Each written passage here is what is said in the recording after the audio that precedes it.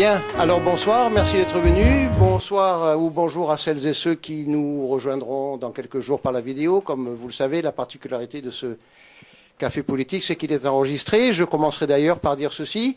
Chaque mois, j'en profite pour donner un petit peu quelques chiffres, parce qu'il faut parler de ce qu'il faut améliorer, de ce qui ne marche pas, mais il faut parler aussi de ce qui va bien. Alors, les téléchargements de ces vidéos sont actuellement au nombre de 230 901, très exactement, du moins à hier soir, la dernière fois que j'ai regardé. Et je vous signale que la dernière vidéo donc, du deuxième café politique de Marseille le mois dernier, où vous étiez, celle des deux cousins, a eu 42 600 téléchargements.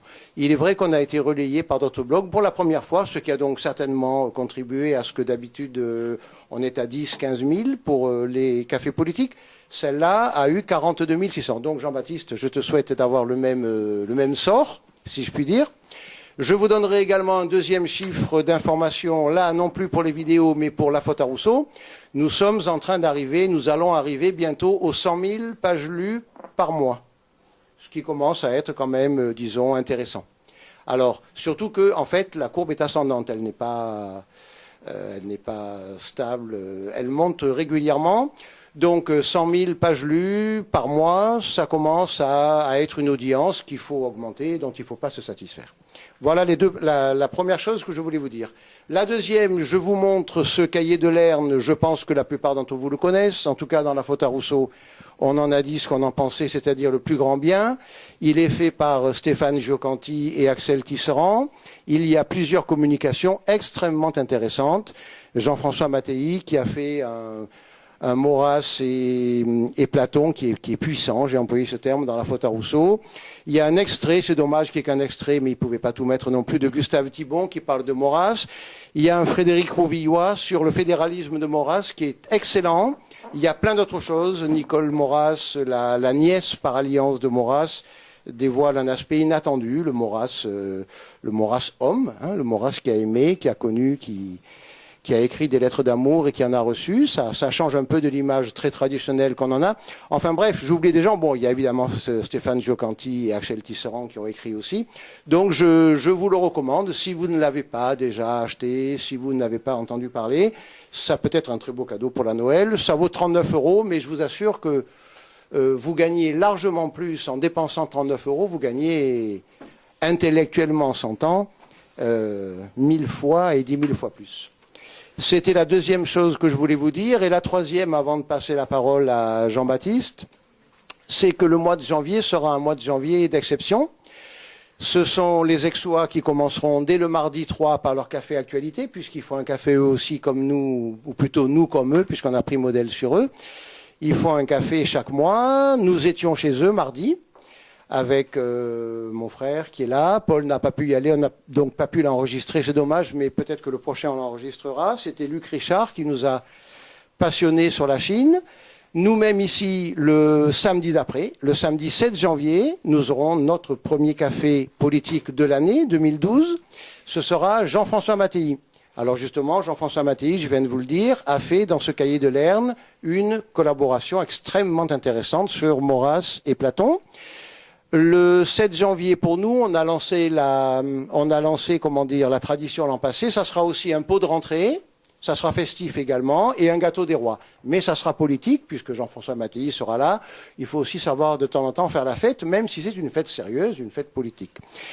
Et nous lancerons ce que j'appellerai la campagne du 21 janvier. Donc je ne vous dis pas encore qui viendra, mais Jean-François Mattei a la gentillesse de revenir 14 jours après, pour dialoguer avec une personnalité dont je ne vous dis pas le nom, pour vous tenir un peu en haleine. Mais vous verrez que ça sera un 21 janvier d'exception. Alors ça sera un samedi, donc ça sera commode. On aura plus de temps que les jours où c'est un mardi soir, un mercredi soir, un jeudi soir. Il y aura donc une messe. Et il y aura après un dîner, très certainement un dîner-débat, avec un débat entre Jean-François Mattei et cette personnalité dont je ne vous divulgue pas le nom pour l'instant. Alors on aimerait bien cette fois-ci, qui est évidemment des Marseillais bien évidemment, mais que nos amis de Martigues viennent, nos amis d'Aix également, nos amis de Toulon, et puis pourquoi pas, comme ça sera un samedi, ceux de Nice qui étaient venus à notre réunion de rentrée, pas cette fois-ci, mais à celle d'avant, ça nous avait fait plaisir. Et enfin, le 28 janvier, il y aura une dernière chose. Donc vous voyez que ça sera un mois de janvier assez riche et assez intéressant. Il y aura le premier café histoire de Toulon. Donc pour l'instant, c'est Aix et Marseille qui marchent régulièrement. Toulon vient de s'y mettre aussi. Il y en aura 4. Le premier sera avec Daniel Masson. Les illusions, les lumières, enfin je n'ai plus exactement le titre en tête, mais ça vous l'avez dans la faute à Rousseau. Et puis Antoine a toujours un projet, on espère que ça se concrétisera sur Avignon, alors on va voir. Mais d'ores et déjà, le fait que Toulon se joigne à Aix et à Marseille pour organiser un café actualité, alors eux ça serait un café histoire, nous c'est un café politique, est une bonne chose. Voilà, les 3 informations que je voulais vous donner, en ayant été un peu trop long comme d'habitude. Et notre ami Jean-Baptiste, je ne le présente pas à ceux qui le connaissent, mais pour ceux qui nous regardent, qui nous découvrent en France et à l'étranger, c'est une famille de fidélité. Comme je lui disais l'autre jour, avec Antoine, on mangeait avec Hilaire, non pas avec Antoine. Et on se rappelait qu'au Beau de Provence, au Rassemblement des Beaux, son père et le mien marchaient dans la colline ensemble comme 2 bons amis qu'ils étaient. Et donc ce sont sa famille, la mienne, et puis certaines parmi vous, sont des familles de fidélité. La fidélité, c'est plus qu'une qualité, hein, c'est une vertu. La fidélité à ses idées politiques, religieuses, qui ont fait la France et qui permettront, nous pensons, un jour de la refaire. Alors donc, je passe la parole à Jean-Baptiste, qui nous parle ce soir. Le thème qui était annoncé, c'était présidentiel, le grand piège. Maintenant, je ne sais pas si c'est vraiment le thème que vous vous attendez à avoir traité. Hein. Je m'attends à tout désormais avec vous. De toute façon, tout sera excellent, et c'est ça qui compte. Alors, c'est d'ailleurs peut-être un piège. Peut-être un piège que de nous inviter aujourd'hui à parler d'un piège. Parce qu'après tout, n'est-ce pas déjà y succomber que d'en parler, si c'en est un. On pourrait effectivement se poser la question de savoir si ces élections présidentielles, je suppose qu'il s'agit des élections françaises, hein, pas des élections qui doivent se tenir au même moment en bordurie, n'est-ce pas? C'est bien de la France dont il s'agit. Donc, est-ce que ces élections présidentielles sont un piège? Est-ce qu'elles sont le grand piège que l'on nous annonce? Je crois que la question se pose d'abord parce que toute élection, malheureusement, se révèle souvent être un piège. Un piège pour les électeurs, d'abord, cela je crois que les électeurs en sont de plus en plus convaincus, et d'ailleurs il y en a de moins en moins, sans doute pour cette raison-là. Et si on sort même un petit peu du cadre strictement politicien de nos élections présidentielles, si on essaie de prendre un petit peu plus de hauteur, toute élection finalement révèle ou peut révéler un piège pour ceux qui y participent. Et si on remonte à des élections qui même ont pu être fondatrices, je pense à celle du GECAP, remontons vraiment beaucoup plus haut. Là. Paolo Maiore Canamus, hein, on va prendre un petit peu de hauteur. Et il est certain que les grands qui ont élu Hugues Capet en 1987 pensaient surtout se débarrasser d'un carolingien un petit peu encombrant à leur goût. Ils ne savaient certainement pas qu'ils s'en prenaient pour 8 siècles et qu'ils ne survivraient pas à cette élection.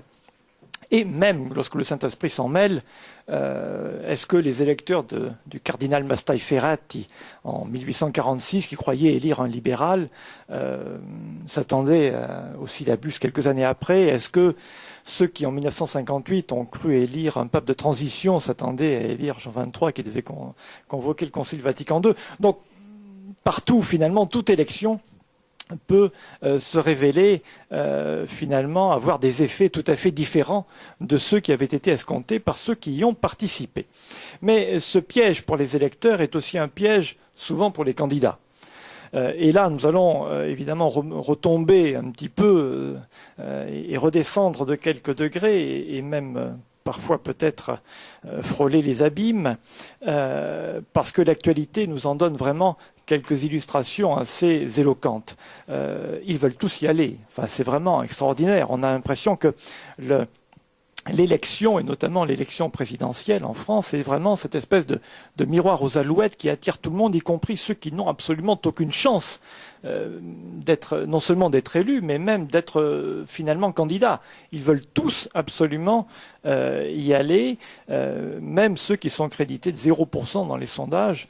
Et la figure emblématique, je crois, d'Hervé Morin, ici, est quand même mérite de passer à la postérité, parce que c'est sans doute l'une des plus belles illustrations que l'on ait eues ces dernières années de la signification de l'insignifiance. Je crois que on ne pouvait, enfin, il faudrait remonter peut-être à Célestin Jaunard, on évoquait Maurras, pour trouver un personnage de ce type, parce que vraiment, voilà quelqu'un qui est crédité encore une fois de 0% dans les sondages, je n'y peux rien.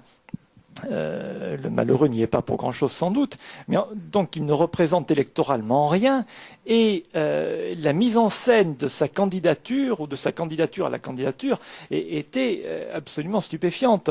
Il prenait vraiment la France à témoin, il posait devant l'histoire, comme si véritablement il allait prendre là une décision absolument capitale pour l'avenir de l'histoire de France. Alors, c'est là quand même quelque chose d'assez pitoyable, au fond, si on y regarde de près, de voir des personnes qui, normalement, sont des personnes sensées, eh bien, se laisser aller à ce genre d'attitude qui frôle le grotesque, finalement, en essayant de se donner l'illusion d'une importance qu'ils n'ont visiblement pas. Alors, pourquoi cette illusion est-elle aussi prégnante, cette illusion électorale? Eh bien, sans doute, me semble-t-il, parce que toute élection, et notamment, et en un titre tout à fait particulier, évidemment, l'élection présidentielle en France, participe du sacré. L'élection, c'est toujours finalement, d'une manière ou d'une autre, l'élection divine. Hein, et il y a toujours une connotation véritablement sacrée dans l'élection. C'est un choix, et le choix d'une personne est toujours un choix qui engage la vie de cette personne, au fond, qui peut modifier son histoire et qui peut modifier l'histoire d'un peuple éventuellement, et en tout cas qui s'inscrit dans une destinée humaine qui a toujours quelque chose de sacré. Et donc toute élection participe de ce sacré, et c'est sans doute l'une des raisons pour lesquelles l'élection rend fou, au fond. Il ne faut pas oublier quand même que le sacré païen, le sacré des Romains notamment, était quelque chose de redoutable. Hein. Le sacer, c'est celui qu'on pouvait tuer, au fond, parce que justement, d'une certaine manière, il met en danger la société, parce qu'il est hors norme, il est en dehors véritablement de la normalité quotidienne. Et donc l'élection participante du sacré, eh bien, il ne faut pas s'étonner qu'elle rende fou, et on en a encore une fois sous les yeux quelques exemples assez significatifs, me semble-t-il. Alors, ce caractère sacré de l'élection, je voudrais y insister parce que il me semble au cœur véritablement de ce qui fait de l'élection présidentielle en France le grand piège, pour reprendre l'expression du thème de ce café politique de ce soir. Un piège, pourquoi? Parce que c'est une manière, au fond, de capter ce qu'il y a de sacré dans le pouvoir, c'est-à-dire la légitimité.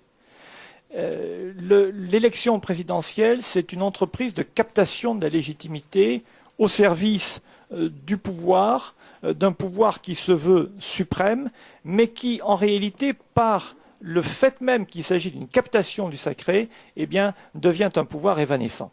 Et ce sont ces deux points que je voudrais brièvement aborder avant de laisser libre cours, évidemment, à la discussion et voir avec vous. L'élection présidentielle peut être considérée comme le grand piège dans la mesure où c'est une manière de piéger la légitimité, d'une certaine manière, et dans la mesure où, en ce sens-là, eh bien, c'est une manière également d'évanescence, au fond, du pouvoir. Alors, en quoi la légitimité est-elle piégée? Eh bien, là, je crois qu'il faut remonter un petit peu à ce qui fait le fondement de nos sociétés politiques modernes, et qui est précisément l'élection. l'élection est considérée depuis 150 ans, en Europe au moins, comme la source unique de la légitimité. Mais une légitimité qui existait évidemment avant que l'élection ne soit considérée comme la source unique de légitimité et qui a été détournée en quelque sorte de sa source originelle, qui est évidemment sacrée, elle, pour du bon, par le biais justement de l'élection à laquelle on a conféré un caractère quasi religieux pour justement en faire une source de légitimité. Or, ce caractère sacré de l'élection, qui en fait la source unique de la légitimité, eh bien, on n'hésite plus aujourd'hui à considérer que c'est là quelque chose de totalement irrationnel. Et je voudrais ici citer, même si ça peut en surprendre quelques-uns, le dernier éditorial de la revue Études, que j'ai trouvé absolument extraordinaire, qui est intitulé « Président au nom de quoi ?» Et dans cet éditorial de Jean-Luc Poutier, qui est enseignant à l'Institut d'études politiques de Paris et à l'Institut catholique de Paris, la double appartenance me paraît particulièrement intéressante ici, ce qui veut dire donc que aussi bien à l'Institut d'études politiques de Paris qu'à l'Institut catholique, eh bien on n'hésite plus à considérer enfin du moins déjà à poser la question de la légitimité de l'élection, président au nom de quoi, et on n'hésite plus à dire au fond et à écrire que cette idée selon laquelle l'élection est la source unique de la légitimité est une idée totalement irrationnelle qui est qualifiée même par l'auteur de cet éditorial de tour de passe-passe. Je vous cite une phrase qui me paraît particulièrement significative. Par un tour de passe-passe que la philosophie politique, le droit et la pratique ont transformé depuis un siècle et demi en une évidence, l'élection confère à l'élu la légitimité du pouvoir. Je crois que tout est dit là. L'élection confère effectivement la légitimité du pouvoir, c'est la source unique de la légitimité, et en même temps, cette source unique de la légitimité, eh bien, elle repose sur un tour de passe-passe, c'est-à-dire sur quelque chose qui non seulement n'est pas sérieux, qui n'est pas rationnel, mais qui cherche à créer une illusion, au fond. Et ce procédé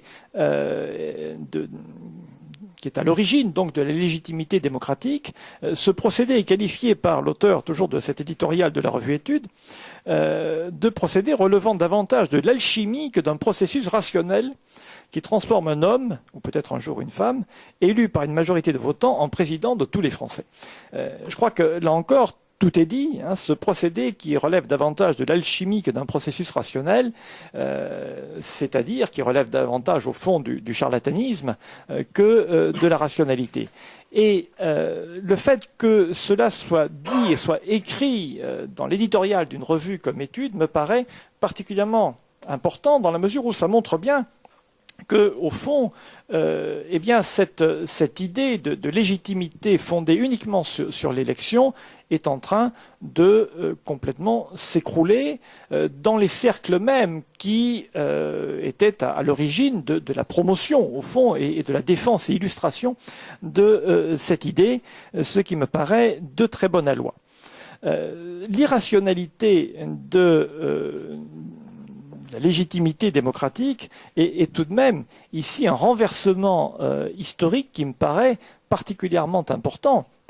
Il ne faut pas oublier quand même que au XVIIe siècle, Pascal jugeait que l'irrationalité, même s'il approuvait cette irrationalité-là, l'irrationalité était du côté de la monarchie. Vous vous souvenez de cette pensée célèbre, qu'y a-t-il de plus déraisonnable au fond que de donner le pouvoir au premier fils aîné d'une reine, ça lui apparaissait comme totalement irrationnel, même si effectivement il considérait que c'était le meilleur mode de désignation du souverain.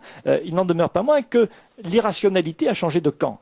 Aujourd'hui, on se rend compte que ce qui est irrationnel, eh bien, c'est de conférer à l'élection une puissance que, par définition, elle n'a pas. le choix n'emporte pas en lui-même justification. Ce n'est pas parce que je choisis de faire telle ou telle chose que ce que je fais est juste, bien ou légitime, c'est-à-dire conforme au fond à l'ordre des choses. Et de la même manière, ce n'est pas parce que je choisis quelqu'un pour quoi que ce soit que ce choix est par lui-même, parce que c'est un choix nécessairement raisonnable ou fondé. Par conséquent, il y a véritablement un caractère tout à fait irrationnel dans l'élection considérée comme source de légitimité, et ce caractère irrationnel, eh bien, il est en train d'apparaître aujourd'hui au grand jour, et cela me paraît être un aspect intéressant auquel nous devons être attentifs et qui peut ouvrir des perspectives tout à fait nouvelles. Donc la légitimité se trouve piégée en quelque sorte par ceux qui, par l'élection, prétendent ainsi s'en emparer, mais cette légitimité piégée aboutit également à un pouvoir qui, du fait de l'élection, devient lui-même totalement évanescent. Et là encore, l'actualité nous en offre quelques illustrations, me semble-t-il, assez significatives. L'élection prétend piéger le pouvoir en s'en emparant. C'est une manière de s'emparer finalement du pouvoir. Mais l'élu, à peine élu, s'aperçoit très vite, généralement, que le pouvoir lui échappe. Finalement, cela n'a rien d'étonnant. Parce qu'il y a une manière, au fond, de s'emparer du pouvoir qui, généralement, est incompatible avec l'exercice du pouvoir. C'est pas nouveau. La Fontaine faisait déjà observer dans Le Renard, le singe et les animaux, une des fables que Pierre Boutan aimait tant à commenter.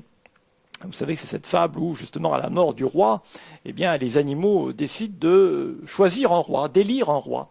Et chacun essaie la couronne, elle ne va à personne, jusqu'au moment où le singe essaie lui-même la couronne, et il fait ainsi autour de la couronne force grimacerie, tour de souplesse et mille singeries, qui le font élire, évidemment. Et une fois élu, il est élu par ses singeries, justement, et une fois élu, évidemment, eh bien, il entraîne tous les animaux à la catastrophe, du moins il les entraînerait si le renard n'intervenait avant la catastrophe. Mais on voit bien par là que, au fond, eh bien, ce qui conduit à l'élection, généralement, ce sont des qualités qui sont, si on peut parler de qualités, qui sont totalement aux antipodes des vertus qu'évoquait François tout à l'heure, des vertus nécessaires à l'exercice du pouvoir. Et si bien que, de fait, eh bien, le pouvoir électif est souvent et de plus en plus un pouvoir évanescent, tout simplement aussi parce que l'élu ne peut pas exercer ce pouvoir. Il se trouve en quelque sorte prisonnier de son élection, voire de sa réélection, qui l'empêche totalement d'agir. Et ce que l'on observe aujourd'hui avec la crise européenne est assez significatif, me semble-t-il, parce qu'au fond, on voit s'agiter en France tout le monde autour de cette élection présidentielle de l'année prochaine, alors que, au même moment, on s'aperçoit que le pouvoir véritable est ailleurs. Il est ailleurs, il est dans des organes non élus. La construction européenne est de ce point de vue-là un chef-d'œuvre qui met en évidence la vanité du pouvoir électif. Finalement, on a constituer l'Union européenne, la communauté européenne puis l'Union européenne, autour de pouvoirs véritables, mais qui ne sont pas élus. Qui exerce le pouvoir au sein de l'Union européenne? C'est la Commission européenne essentiellement, c'est-à-dire un organe qui n'est pas élu. Et on s'aperçoit bien aujourd'hui que les pouvoirs élus dans les États membres eh bien, font finalement prendre par les pouvoirs non élus, ceux de l'Union européenne, les décisions qu'eux-mêmes sont totalement incapables de prendre. Et on voit bien ici comment le pouvoir effectif est transféré à des organes non élus. Alors, je ne dis pas que c'est bien, je ne porte pas ici de jugement sur ce transfert, mais en tout cas, le fait est patent. L'élection paralyse le pouvoir politique et du fait de cette paralysie, eh bien, le pouvoir effectif passe ailleurs, passe à des organes non élus. Et encore une fois, la crise européenne me semble le montrer avec une particulière acuité. Voilà donc ce que je voulais très simplement dire pour lancer la discussion. François a été plus court que ce qu'il redoutait au début, donc je l'ai imité. Pour une fois, j'ai été... Et je serai aussi bref, donc pour simplement bien peut-être susciter des questions ou des débats sur ces quelques axes qui me paraissent une notion qui est assez significative de ce mouvement qui tente à finalement faire sortir du domaine du pouvoir élu, l'exercice effectif du pouvoir, ce qui du coup entraîne à une crise de légitimité. Parce que il ne faut pas oublier que l'élection étant la source unique de la légitimité, la gouvernance eh bien, ne peut acquérir une légitimité que justement dans la mesure où elle est bonne. Ce qui inverse totalement le processus de légitimation du pouvoir. C'est-à-dire que la légitimation n'est pas a priori, mais elle est a posteriori. La bonne gouvernance se légitime par le fait qu'elle gouverne bien. Alors que le gouvernement, lui, eh bien, le gouvernement politique élu, il est censé reposer sur une légitimité qui le précède. Oui, moi je voudrais parler de deux choses. C'est dans ce que vous avez exposé, le niveau strictement moral est très bien abordé, mais on arrive assez vite à devoir considérer le niveau matériel des choses. Et je pense en particulier à l'argent qui est mis en jeu dans une élection et les médias. Bon. Alors, je cite d'abord une expérience personnelle. Au printemps 2007, j'étais dans la bourse européenne à Paris, chez Euronext, en pleine OPA de New York, sur la bourse européenne. On a reçu donc des Américains du New York Stock Exchange et on a eu une série de déjeuners. Donc des gens d'un certain niveau, puis c'est quand même la bourse de New York. On s'est mis à parler des élections et pour eux, c'était les élections américaines qui se profilaient. Je ne saurais pas répéter exactement les propos qu'ils ont tenus au sujet de Barack Obama, qui, pour eux, était un illustre inconnu. Alors, à leur décharge, ils étaient un peu à la droite de Bush, mais enfin, à part ça, je pense qu'ils rendaient compte assez juste, de manière assez juste, de la photographie aux États-Unis, la manière dont Barack Obama a été perçu en mars 2007. Bon, 18 mois plus tard, ce monsieur est sorti. Entre-temps, il y a eu sur la table $1 milliard, c'est-à-dire une opération Hollywood avec l'élection la plus chère des États-Unis, et donc un monsieur que personne ne connaissait, bon, encore moins à l'étranger, et un an après, prix Nobel de la paix. Bon. Donc c'est quand même, et on se souvient ce que disait le père Kennedy, avec ce que j'ai dépensé pour mon fils, j'aurais pu faire élire mon jardinier. Alors, pour revenir, donc, après on part vers les médias. Et là, on est en plein dans le sujet, à mon avis, en France. Il y a une chose qu'on voit mal, enfin, dont personne ne parle, et on arrive, à mon avis, à quelque chose qui me tient à cœur, ce sont les cénacles un peu mystérieux, bon, qui dans nos cercles sont régulièrement dénoncés, mais on n'en parle jamais. Si vous regardez les médias en France, vous avez 95% des médias entre les mains de 8 propriétaires. C'est-à-dire c'est Bouygues, Dassault, Arnaud, Pinault, bon enfin ils sont 8 quoi. Hein. Bon, ça veut dire la télé, la radio et la presse écrite. Donc il suffit que ces 8 personnes s'entendent sur le prochain ou la prochaine. Bon. Ça on peut quand même pas faire l'économie de considérer que c'est comme ça que ça se passe. Et le Canard enchaîné est même allé beaucoup plus loin, puisque je retrouve plus l'article, mais il y a à peu près 1 an et demi, ils ont fait un article sur la presse de M. Robert Murdoch. Et le Canard enchaîné a sorti des statistiques. À la surface du globe, si l'on additionne tous les gens qui sont en position de regarder une télé, ou de lire un journal, ou d'écouter la radio, vous avez un habitant sur 5 de la planète qui est gavé aux médias de Robert Murdoch. C'est extraordinaire. Et on en a eu une démonstration quand De Villepin a refusé de partir à la bagarre dans l'Irak avec l'équipe irakienne. Son discours à l'ONU, vous avez Fox News aux États-Unis qui est parti contre la France avec une propagande nauséabonde.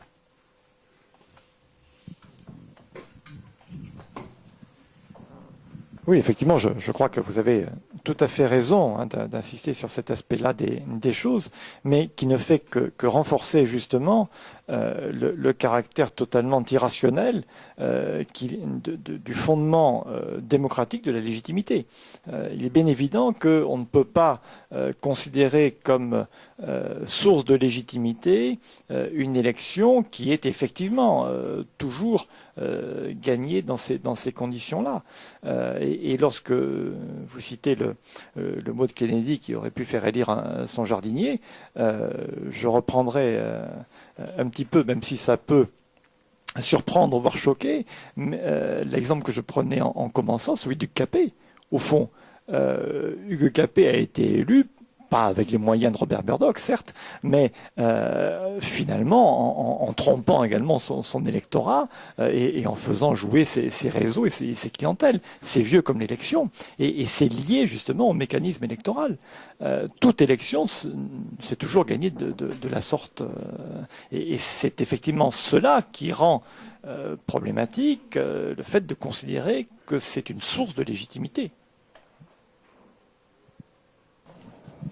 Oui, Jean-Baptiste, puisque Pascal, comme tu le citais tout à l'heure, évoque l'irrationalité du choix du prince, y a-t-il un moyen non irrationnel, donc, de choisir le chef toute sélection, tout choix du chef a évolué au cours de l'histoire. On est passé du combat de chef, c'était le plus fort qui l'emportait pour diriger la troupe. Ensuite, on est passé à la naissance. Maintenant, on est à l'élection. Mais enfin, toutes ces méthodes contiennent une part d'irrationnel. Donc, y a-t-il un moyen rationnel? Alors, je crois qu'il y a quelque chose de radicalement nouveau dans la légitimité démocratique. C'est que c'est une forme de légitimité qui s'appuie uniquement sur le mode de désignation, justement, qui fait du mode de désignation la source de la légitimité. Alors que dans tous les autres modes de désignation du chef, quel qu'il soit, eh bien, l'origine du pouvoir n'a jamais été considérée comme la source de la légitimité, tout simplement parce que le pouvoir était considéré comme sacré. Et donc la source ultime de la légitimité, elle était transcendante. À partir de là, on peut effectivement adopter n'importe quel mode de désignation. L'ordalie vaut autant que l'hérédité, finalement, en soi, de manière abstraite. Après, c'est au fond l'usage qui en est fait, les services rendus, l'histoire, au fond, pour ne pas dire l'empirisme organisateur, qui fait le départ entre ce qui est légitime et ce qui ne l'est pas. En revanche, dans la légitimité démocratique, c'est le mode de désignation qui est considéré comme source de légitimité. Et ça, c'est radicalement nouveau. C'est radicalement nouveau parce que justement, ça se veut rationnel. C'est une tentative de rationalisation de la légitimité. Et cette tentative-là, eh bien, elle aboutit à la situation que l'on connaît aujourd'hui, où on s'aperçoit, au fond, que c'est totalement irrationnel. Mais à la différence de l'irrationalité que relevait Pascal, qui ne l'empêchait pas, encore une fois, de considérer que la monarchie était le meilleur régime politique, justement parce qu'il plaçait la légitimité au-delà du simple choix du monarque, du mode de désignation. Eh bien, aujourd'hui, ce n'est pas la même chose, parce qu'on a une légitimité qui s'appuie uniquement sur le mode de désignation et qui se veut pour cela rationnelle, qui se prétend rationnelle parce qu'elle est fondée uniquement sur, justement, l'élection. À partir du moment où il apparaît que l'élection n'est pas un mode rationnel d'origine de la légitimité, on remet en cause la légitimité même de ce régime. Oui, alors là, c'est en fait davantage la question de la représentation, me semble-t-il, qui est posée. Mais les questions sont liées, évidemment, hein, parce que la représentation passe aussi par l'élection. Alors, justement, dans un système dans lequel l'élection est source de légitimité, le mandat impératif n'a pas de sens. C'est totalement absurde de considérer que les mandants vont encadrer les pouvoirs de leur mandataire, alors que par l'élection de ce mandataire, il lui confère justement la légitimité. Donc on ne peut pas à la fois conférer la légitimité à une personne et par ailleurs prétendre lui imposer des décisions qui seules seraient pour le coup légitimes. C'est l'élu qui définit ce qui est légitime, puisque c'est lui qui est légitime. Et donc là, effectivement, le mandat impératif dans un tel système n'a pas sa place. Alors, est-ce que le mandat impératif réglerait toutes les questions ? Je pense que ce serait excessif, mais il est vrai que la représentation pourrait prendre une tournure tout à fait différente et peut-être justement davantage être représentative, si on peut dire, si eh bien, on sortait de cette espèce de mythologie qui consiste à faire de l'élection la source d'une légitimité qui, du coup, fonde toutes les décisions et légitime toutes les décisions qui sont prises. Et là, à travers la représentation, il y a toute la question de, finalement, le pouvoir du politique. Est-ce que le politique a tous les pouvoirs ou non? Dans la mesure où il est légitimé par l'élection, il a tous les pouvoirs. Il peut tout faire. J'aime citer cet adage du droit anglais selon lequel le Parlement d'Angleterre peut tout faire sauf changer un homme en femme, parce que le Parlement d'Angleterre est soumis justement à une autre légitimité que la légitimité démocratique, qui se reconnaît à lui-même une limite à son propre pouvoir. Le Parlement de la République française peut tout faire, y compris changer un homme en femme. Et il ne se prive pas pour le faire à l'occasion. Donc il n'a plus de limite. Ce pouvoir-là n'a plus de limite dès lors qu'il est censé légitimer par la seule élection. Le mode de désignation étant la seule source de la légitimité, eh bien, on aboutit à un pouvoir qui, de droit, est sans limite. Il faut effectivement une bonne équipe de marketing. La question est de savoir si l'on peut considérer que la légitimité pour gouverner la France a la même source que l'augmentation des ventes d'une marque de lessive. C'est tout. Alors, est-ce que cependant, ce qui se passe en Suisse te paraît un contre-exemple ou pas? La démocratie directe dont parle Yvan Blot, qu'est-ce que tu en penses? Est-ce que là, il n'y a pas un correctif quand même qui est réel malgré tout, puisque les gens, une fois qu'ils ont voté, peuvent désavouer leur mandat. Tout à fait. Par une votation. Mais je crois que c'est un cas unique, peut-être au monde, enfin, en Europe en tout cas. Oui. Voilà. Là, ça corrigerait la chose. Tout à fait. Tout à fait. Parce que la Suisse est une démocratie organique, en quelque sorte. C'est une démocratie qui est née de l'histoire, et qui a sa légitimité, non pas... la légitimité historique de la démocratie en Suisse est une légitimité historique, justement. C'est-à-dire que c'est le mode de gouvernement qui a permis à la Suisse d'exister, tout simplement. Voilà. Comme en France, ça a été la royauté. Et donc, du coup, la légitimité n'est pas réduite à l'élection. Ce qui fait la légitimité du pouvoir démocratique en Suisse, ce n'est pas uniquement l'élection. C'est la Suisse, je dirais. C'est ça. Ce qui fait la légitimité du pouvoir, c'est l'existence même du pays. Elle n'est pas idéologique. Elle n'est pas idéologique, tout à fait. Elle est des réalités. Oui. Oui, ce sur quoi je voulais revenir, c'est le fait que si on regarde un petit peu le personnel politique républicain actuel ou des décennies précédentes, ce n'est pratiquement jamais un homme d'État qui a vraiment le sens de l'État et qui serait en situation, de par ses qualités personnelles, morale, intellectuelle, de rigueur, d'honnêteté, qui se trouvent finalement être en position d'être candidat d'un grand parti et éventuellement élu. Ce sont toujours des gens qui ont d'autres qualités, des qualités de communicants, comme j'ai dit tout à l'heure, ou simplement des qualités d'entre-gens, de capacité à se créer une clientèle, ou de conquérir un grand parti pour avoir un marchepied pour prendre le pouvoir. Il est évident que M. Sarkozy n'a pas les qualités d'un homme d'État, à moins que quelqu'un me dise le contraire ici.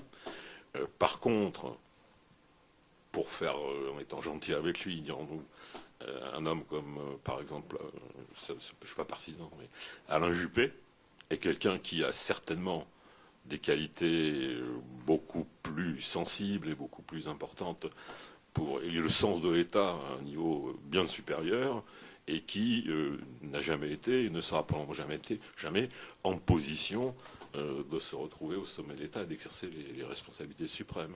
Donc les qualités, le grand problème, c'est que dans ce système, les qualités qui sont nécessaires pour être élu ne sont pas celles dont on a besoin pour être chef de l'État et exercer le mandat en pleine responsabilité et dans l'intérêt du pays, globalement. Oui, non, il est certain que Richelieu ou Colbert n'auraient pas eu beaucoup de chance d'être élus au suffrage universel, je crois. Ça, c'est assez évident. Donc oui, hein, effectivement, mais c'est encore une fois la fable du singe. Hein. Les qualités nécessaires pour être élu sont exactement antinomiques de celles qui sont nécessaires à l'exercice du pouvoir. C'est absolument évident, c'est vrai. Dans l'histoire de France, il n'y a pas que le suffrage universel. Quand on regarde le cursus de Clémenceau, on reste quand même un peu interrogatif, parce que voilà un monsieur qui est passé à la trappe pendant 10 ans, totalement mouillé dans le scandale de Panama avec les chécards, et au bout de 10 ans, qui arrive à ressortir la tête de l'eau, président du Conseil, et partir contre, dans une démarche quand même largement personnelle contre les monarchies centrales européennes, avec les catastrophes qu'on connaît derrière. Alors, il est d'usage de glorifier Clémenceau. Bon, moi, je laisse la responsabilité à ceux qui le font. Personnellement, c'est franchement pas un personnage qui m'a jamais beaucoup emballé. Et là, il n'y avait pas de suffrage universel, donc ça se passait.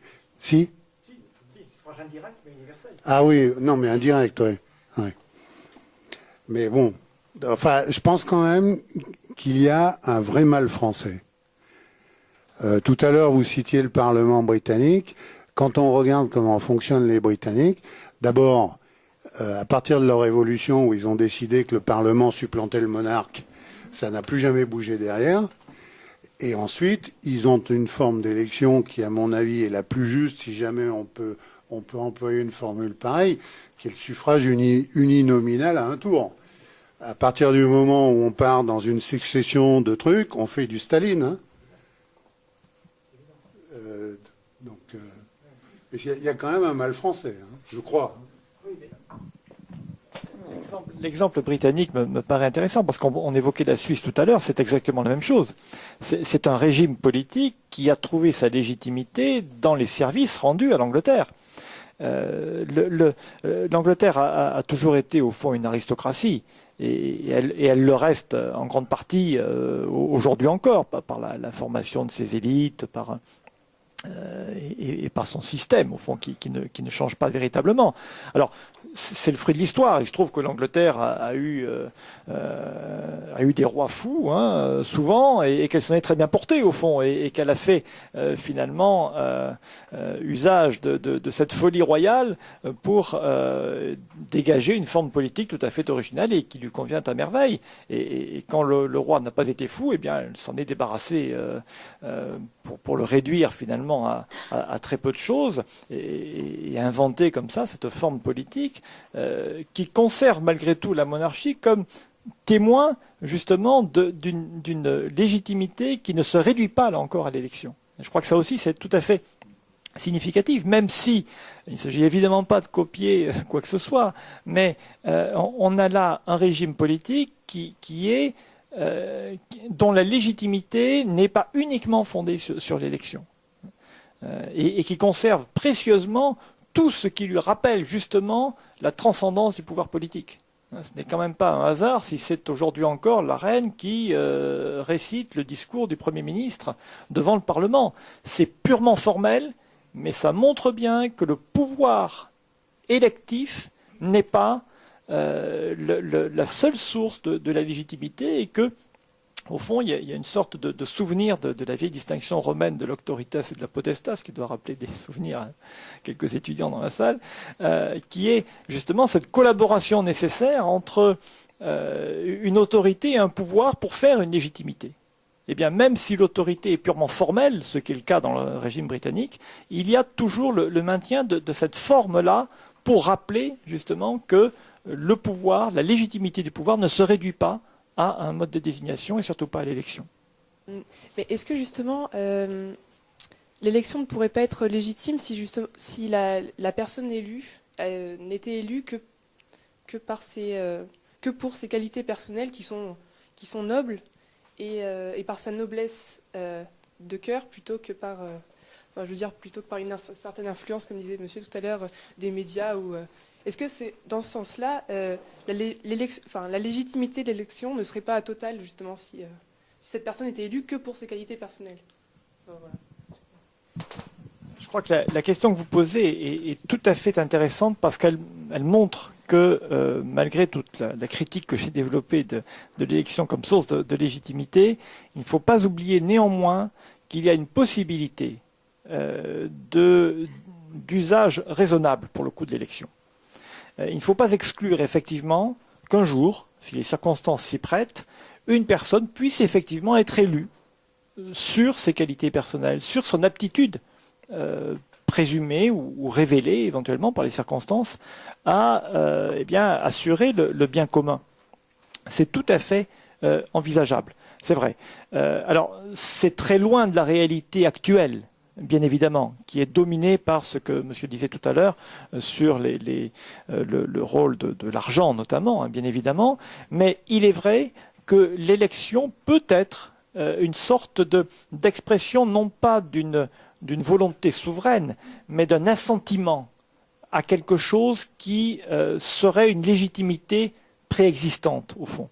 Et ça, je crois qu'effectivement, il faut conserver à l'esprit cette possibilité-là de l'élection. L'élection n'est pas en soi, effectivement, un mode de désignation qui est mauvais en soi, hein, pas du tout.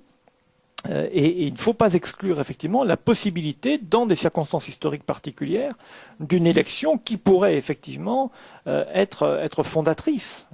Après tout, comme l'a été, encore une fois j'y reviens, celle du Capet. C'est une possibilité et peut-être qu'il faudra passer par là, effectivement, pour renouer avec un pouvoir légitime. C'était d'ailleurs l'idée du feu comte de Paris, qui avait envisagé cette possibilité de se présenter lui-même à l'élection présidentielle pour recevoir cette sorte de consécration par l'élection d'une légitimité qui ne découlait pas uniquement de l'élection, du coup. Préexistante, et à la fois préexistante et en même temps qui était également une légitimité, je dirais, sur l'avenir, au fond, sur ce qu'il envisageait de faire et sur le rôle, qui était fondé sur le rôle qu'il entendait jouer dans les institutions. Merci. Vous ne pensez pas que, justement, les gens sont sensibles, justement, à ces qualités et que, même si on essaye de les leurrer par tous ces moyens, par la corruption, par l'argent, si quelqu'un se présentait... Je pense que l'homme est profondément attiré par le beau et par le noble, et que si quelqu'un se présentait avec autant de qualité, ça pourrait être possible, non? Je sais pas, c'est peut-être un peu idéologique. Non, certainement pas idéologique. Au contraire, même. C'est aux antipodes de l'idéologie, je crois, que ce que vous dites là. Oui, je pense qu'effectivement, c'est une situation qui peut se présenter. Malheureusement, l'inverse est aussi vrai. Et c'est vrai qu'il y a une tendance, une aspiration générale au au bien, au beau. Je suis entièrement d'accord avec vous, c'est vrai. Mais il est vrai aussi que ces aspirations-là sont aussi celles qui peuvent le plus facilement être détournées. Et qui peuvent aboutir au pire finalement. Le pire est parfois très proche du meilleur. C'est pas pour reprendre ici, dans un sens qui ne serait pas d'ailleurs celui qu'il a, un poème de Maurras, Optimo sive pessumo.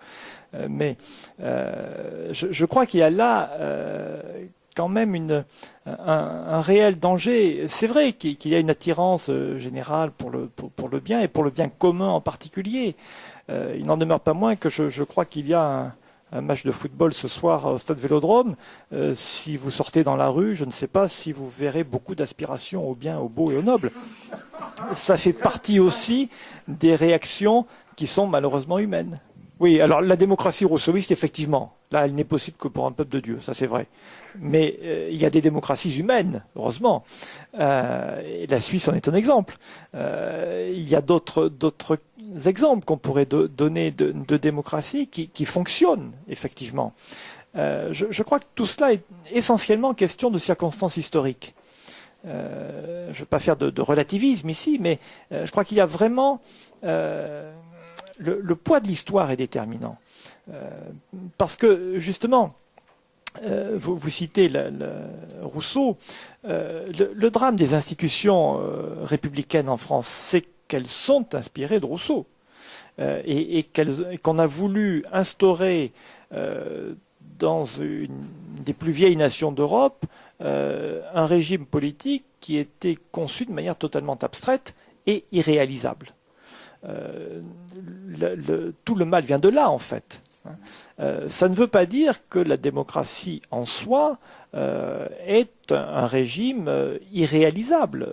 Non, il y a des réalisations démocratiques tout à fait possibles, je crois, surtout quand même essentiellement dans des petites structures, je pense.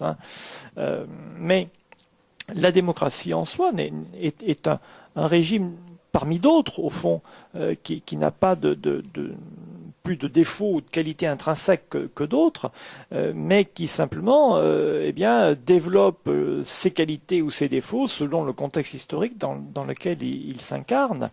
Et malheureusement en France, la démocratie a été cette espèce de tentative de plaquer un ordre totalement irréel, abstrait, sur une réalité qui résiste et qui d'ailleurs ne cesse de résister depuis qu'on prétend le lui imposer. Ce qui est d'ailleurs sans doute la marque la plus significative de l'absence totale de légitimité de ce régime. Parce qu'un régime quand même qui reste contesté 2 siècles après sa naissance, même si les contestations peuvent être qualifiées de sporadiques ou de très, très affaiblies par rapport à ce qu'elles ont été, il n'en demeure pas moins que ce régime reste contesté. Encore une fois, je reviens à mon article de la revue Études. Président au nom de quoi ? Je ne suis pas sûr qu'une telle question puisse être posée en Suisse.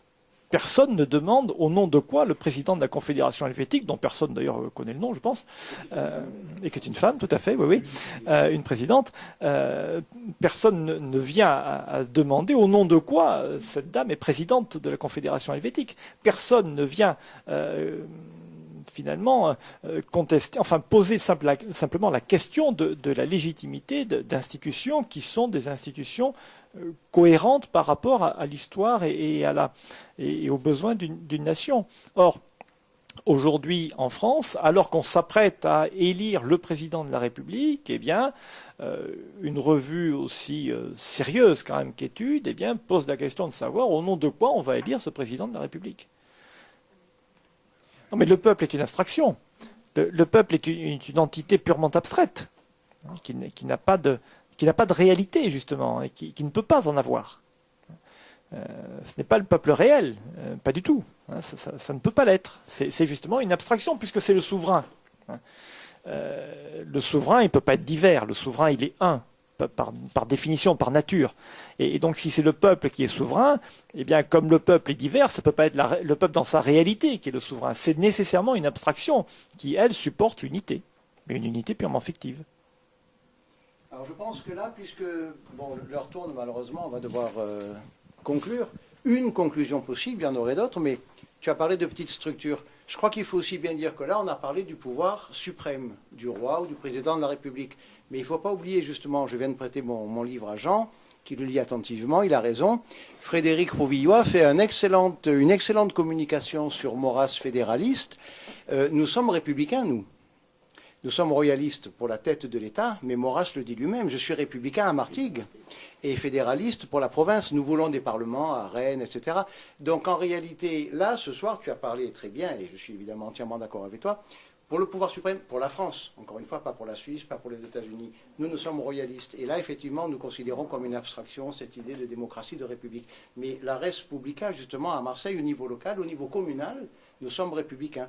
Et ce qu'on pourrait appeler, pour copier un peu Chateaubriand, le génie du christianisme, ce qu'on pourrait appeler le génie du royalisme, c'est que justement, pendant 1000 ans, il a comment on dit, fait marcher ensemble le républicanisme à la base et le royalisme au sommet. D'ailleurs, l'expression « le roi protecteur des républiques françaises », Maurras l'emploie 500 fois, 1000 fois dans l'Action française. Alors, je crois que peut-être cette chose était à dire.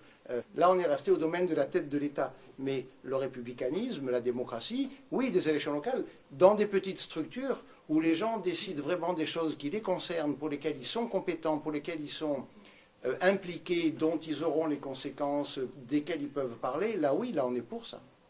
Évidemment, pour 62 millions de personnes, c'est aberrant, c'est une abstraction. Maintenant, au niveau local, Maurras l'a dit, à Martigues, je suis républicain, et nous aussi. Alors on est républicain, on est fédéraliste pour la province, on est royaliste pour le pays. Mais ça, c'est pour la France. Enfin, c'est une conclusion possible, mais il n'y a pas de conclusion. Hein. Non, il n'y a effectivement pas de conclusion. Juste pour prolonger ce que tu disais, c'est tout à fait vrai, bien sûr. Et on peut avoir une organisation démocratique au niveau local, par exemple. Je dirais une condition. À la condition, justement, qu'au sommet, eh bien, il n'y ait pas cette espèce de grand piège, pour le coup, hein, qui aspire tout. Et qui fait que l'élection du maire de la plus petite commune, l'élection d'un président d'université est immédiatement ordonnée parce que c'est ordonné au fond à cette espèce de miroir aux alouettes qui attire tout le monde et qui est le sommet de l'État. Et là, c'est ce qui est perverti au fond. Hein. Mais c'est une perversion de la démocratie par l'utilisation de la démocratie comme source de légitimité au sommet de l'État. Et c'est ça qui pervertit tout. Et finalement, si simplement, alors faisons de l'abstraction 5 minutes, si on met entre parenthèses le sommet de l'État, la démocratie devient possible. Mais ce qui rend la démocratie impossible, c'est justement qu'on la place là où il ne faut pas. Et qu'on en fait une source de légitimité. La reine, le roi, voilà. Tout à fait. Mais à la base, au niveau des bases, des petites structures, comme tu disais. Vous reprenez la parole Ah d'ailleurs, les cafés sont faits comme ça. Hein. Merci. Concernant, pardon, c'est un rapport plus ou moins proche. Nous sommes dans un état de droit et en soi, est-ce que, je lisais la dernière fois à la BU, j'ai trouvé un livre de Philippe Mallory et l'état de droit, je veux dire, la règle de, enfin, comment dire, c'est quelque chose d'abstrait, l'état de droit, et tout le monde est soumis à cet état de droit, mais le problème c'est que nous sommes soumis à quelque chose d'abstrait. Alors, ce qui me faisait dire qu'en soi, la monarchie de droit divin était vraiment mieux que, enfin, en tous les cas... Oui, je suis pas loin de partager votre conclusion. Mieux que l'état de droit, c'est que Dieu est quelque chose de plus concret qu'en soi l'état de droit. Je ne sais pas si vous voyez exactement où est-ce que je veux en venir. Oui, on a placé la transcendance dans le droit, ne pouvons pas le placer ailleurs, au fond. Par défaut. Et du coup, eh bien, on a fait, et là, merci de me faire revenir au droit.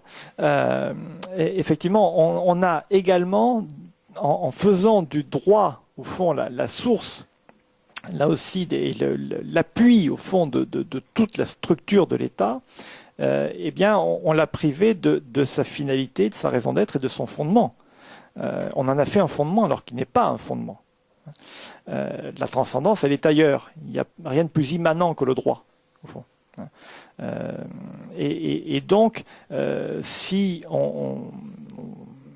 enfin, à travers l'expression d'état de droit, c'est une expression qui mériterait de long développement, bien sûr, mais cette notion d'état de droit, qu'est-ce qu'elle signifie aujourd'hui, au fond? Elle signifie quelque chose de purement formel. Elle signifie que l'État est soumis à la règle de droit dans son activité. Bon.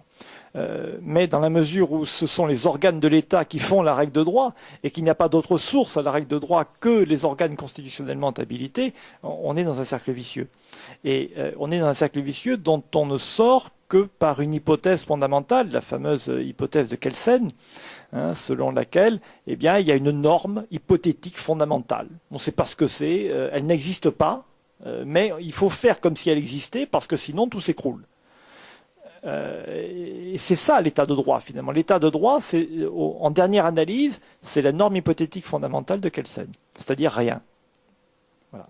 Donc l'état de droit, c'est une belle enveloppe finalement, mais totalement vide si on reste prisonnier de cette conception positiviste du droit qui prévaut aujourd'hui.